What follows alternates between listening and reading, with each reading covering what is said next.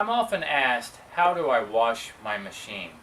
Especially because both the Blendtec and the Vitamix, the blades are not supposed to come out on a day-to-day basis.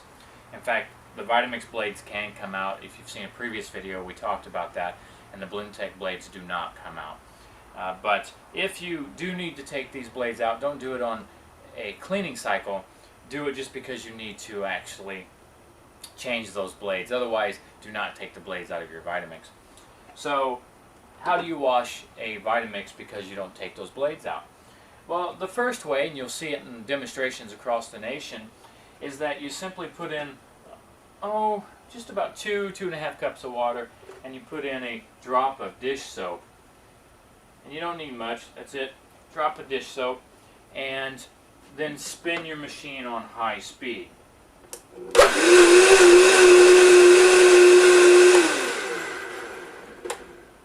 Then after that, you can simply rinse. Now that applies for most things that you're going to be making. Vegetable and fruit smoothies, soups, that'll all be fine. Now the only time that it may get a little bit oily or chunky is when you're doing oil-based items, maybe like avocado or olive oil, or maybe you're making a meat dish. The point is anytime that something needs to be wiped off, you can certainly do that, but don't use an abrasive substance. Use something soft like a sponge or a microfiber, and then you can wash it like any normal kitchen appliance. Okay?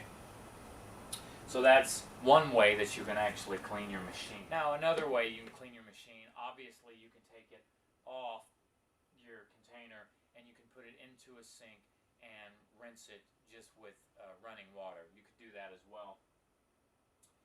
So there's really not many wrong ways, except once again, don't take the blades out. Try not to put it into a washing machine, and the reason is there's harsh chemicals in the washing powders and detergents, and those will actually get and slough off onto your container. Also, the high heat just makes the plastic brittle over time. So if you're going to put it into a washing machine, turn off the high dry heat cycle and do not use harsh chemicals. Now another way you can clean your machine, and one that I highly recommend, is that once a week you do a maintenance clean. And this holds true for any blender you might own. Because over time you'll find that maybe your container gets a little cloudy. Primary reason for cloudiness is minerals, and minerals start to congeal on the canister, especially the dark green ones. So for those of you who love your leafy greens, you'll find that it becomes cloudier faster than people who don't use leafy greens. Also, people who live in communities or areas that have hard water. Like I live in South Florida, and there's certainly hard water in South Florida, so the containers get a little cloudy because the minerals start to adhere to the sides of the container. So one way to abate that problem is by putting a little bit of vinegar. And now this is white distilled vinegar, but you could use apple cider if you want. I prefer using distilled because apple cider goes in me and not in my machine.